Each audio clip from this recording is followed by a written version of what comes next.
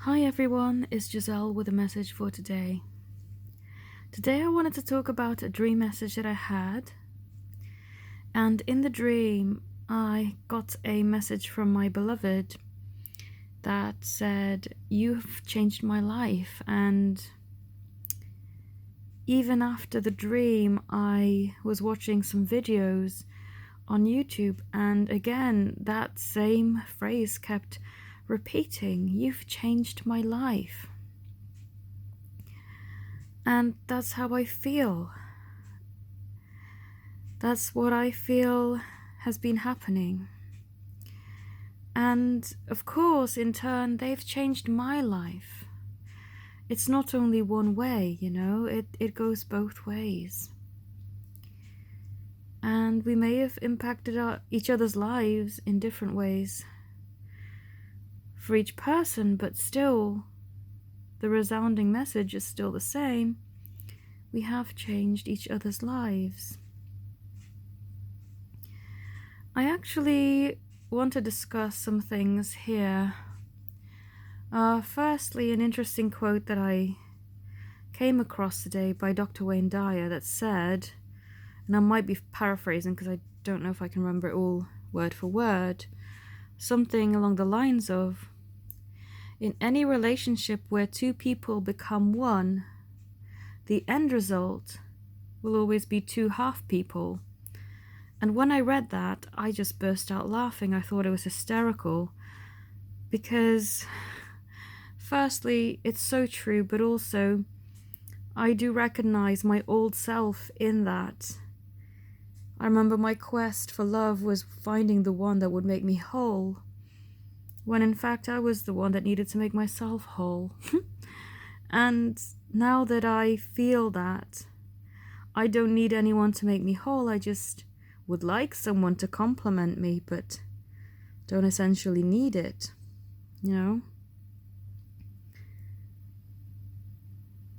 That's the better place to be in, because I have been in codependent relationships. I've been the needy one, and I've had people be needy towards me, and it's not a good dynamic, whichever way you look at it.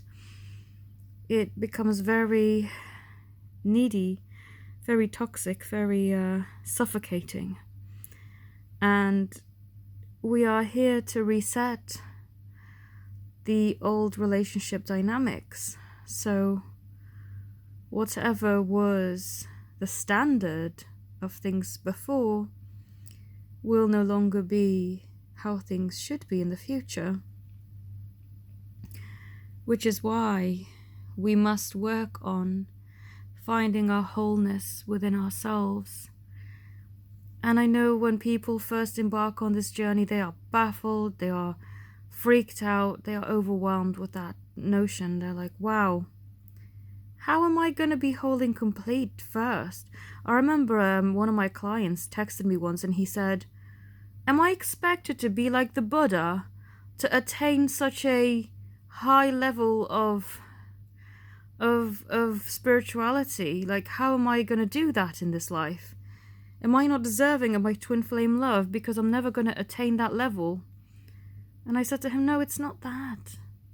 It's just the answer is simple. The execution of the work, not quite so simple. But the answer is self-love. Finding self-love is a journey in itself, It's not going to happen overnight. I, in fact, took years to do it. Gradually building myself up again. Initially, I blamed my old relationships, I blamed my parents, I blamed other people for not showing me the way and not loving me and belittling me and things like that. But in the end, I came to the conclusion that it was my choice to pick up those thoughts and to take them on as my own. Yes, people weren't kind to me, but in the end, it was me who chose to take those thoughts on and who took ownership of that and decided to go with it, when in fact, had I known better, I could have rejected that notion, could have rejected that thought and actually decided to love myself regardless. But of course, the beauty of hindsight, isn't it? if I knew then what I know now. But true love is to be found within you through self-love. And that's when you feel whole. That's when you feel that no matter what, you're going to be okay because you love yourself, because the divine loves you. And you can't go wrong when you've got that love in your heart. And I've even gotten to the point where I thought, you know what? I love my person. But if not him, then better. And I was okay with that. And of course he did return, but that's beside the point. I was open to whatever. And that's because I love myself and I knew my worth. Another thing I wanted to discuss, where this dream came back into my thoughts, because I dreamt this not last night but the night before, and initially I got a bit confused and muddled with the imagery that I got in the dream, because even though our person's energy is being is being shown in the dreams, or felt in the dreams more likely, what you're seeing is not always their image, and it gets confusing. But what I realized is the message is still the same, that as well as them having changed your life, you have changed theirs.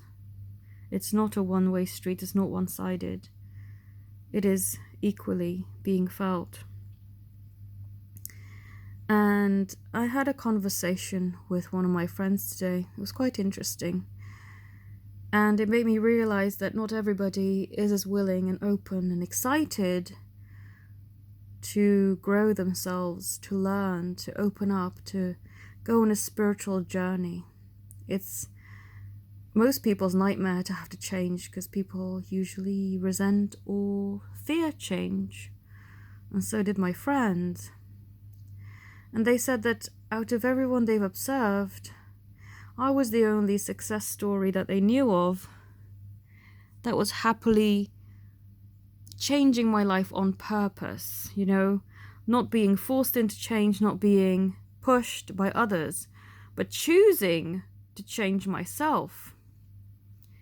And he said out of the dozens of people, well, about a dozen people I would say, that he has observed, I was pretty much the only one that embraced a change, but that also implemented it successfully, and not ended up, as he would put it, his other friends seeming to be miserable with their changed lives now.